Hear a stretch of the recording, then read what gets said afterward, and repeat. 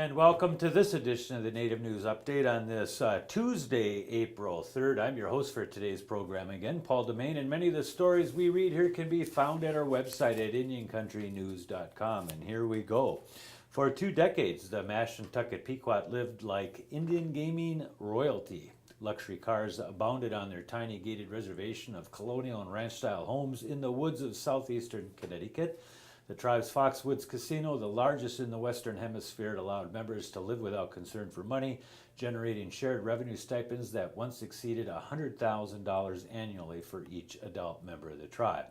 Last month, with Foxwoods struggling with debt exceeding $2 billion, payments to members stopped. The tribe has opened a food pantry for needy families. Counselors have provided guidance on how to pursue jobs, and members have been left to ponder the end of what seemed a sure bet.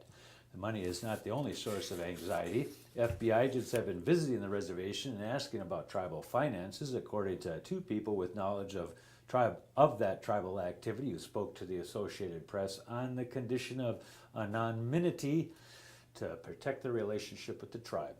It all contributes to one of the most difficult periods in the recent history of the Pequot, who own and operate the casino that made their reservation the wealthiest community in America for a while.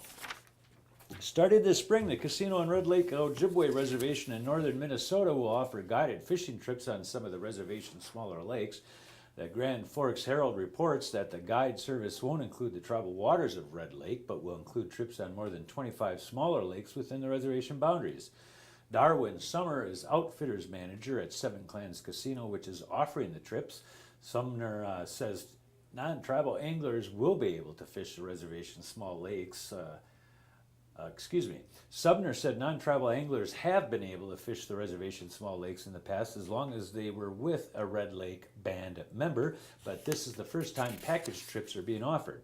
The trips will offer opportunities for anglers to catch everything from trout to bluegills to walleye. Spending by visitors to the nation's largest Indian reservation has increased by nearly 1/3 over the past several years, and Navajo Nation officials are pointing to word of mouth for the uptick in interest on the sprawling reservation. Spanning parts of Arizona, New Mexico, and Utah, the Navajo Nation covers more than 27,000 square miles. It borders the Grand Canyon and sits on the southern edge of the sandstone cliff spires and red desert expanses that make up Monument Valley. The Navajo Nation also surrounds the archaeological sites at Chaco Canyon on the northwestern New Mexico and is home to Canyon de Chelly, where artifacts and cliff dwellings dating from the 4th to 14th centuries line the canyon walls.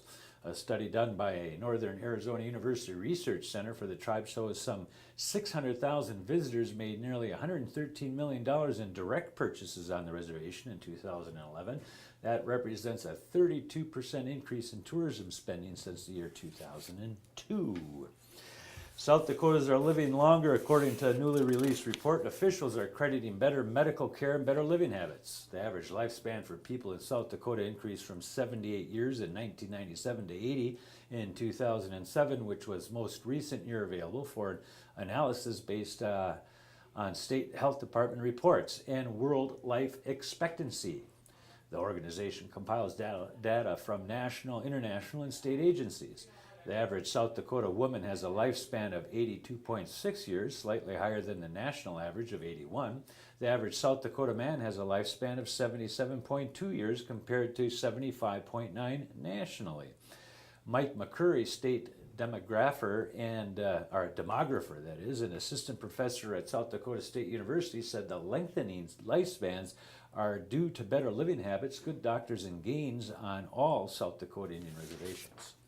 The pecan tree, more than 300 years old, stands out from the others in a forested area of Dallas, Texas. A 25-foot segment of its trunk slightly bowed and running almost parallel to the ground before jutting high up into the sky.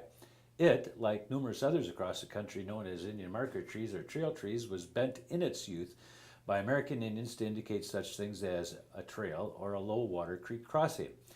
If they could talk, the stories they could tell, said Steve Hauser, an arborist and founding member of the Dallas Historic Tree Coalition. The trees, he said, were like an early road map.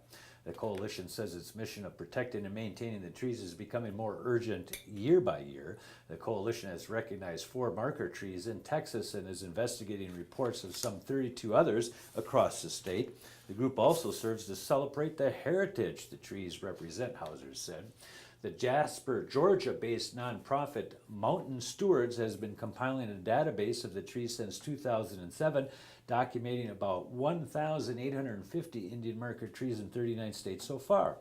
Dennis Downes, an Antioch, Illinois-based artist and sculptor who founded the Great Lakes Trail Marker Tree Society, released a book last fall called Native American Tree Marker Trees, which chronicles more than 30 years of documenting and photographing the trees across the United States. He drove several hundred thousands of miles over the years, pored over books that might give clues as to where to find the trees, talked to locals, and researched the locations of old American Indian trails. In Colorado, most of the bent ponderosa pines at Fluorescent Fossil Beds National Park point in the directions of Pikes Peak, the landmark about 8 miles away that was considered a sacred site by the Ute Indians, according to park ranger Jeff Wolin. Wallace Coffey, former chairman of the Comanche Nation in Lawton, Oklahoma, has consulted with the Dallas Historic Tree Coalition. It's something you want to hug and say, hey, there was a time in life when you were special to us and now you're still special. Look how beautiful you are, Coffey said. Earl Ochingwanigan, a member of the Ojibwe tribe, said he heard about trees while growing up on the reservation in Lake Superior.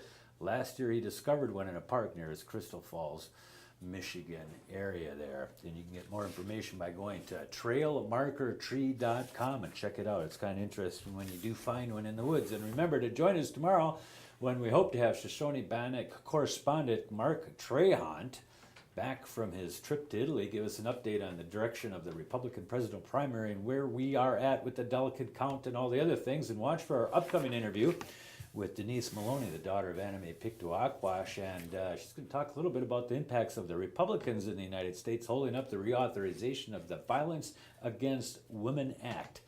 And that will be either Thursday or early next week. And that is another roundup of news from Indian Country on this edition of the Native News Update. We want to say miigwech for joining with us and come back again.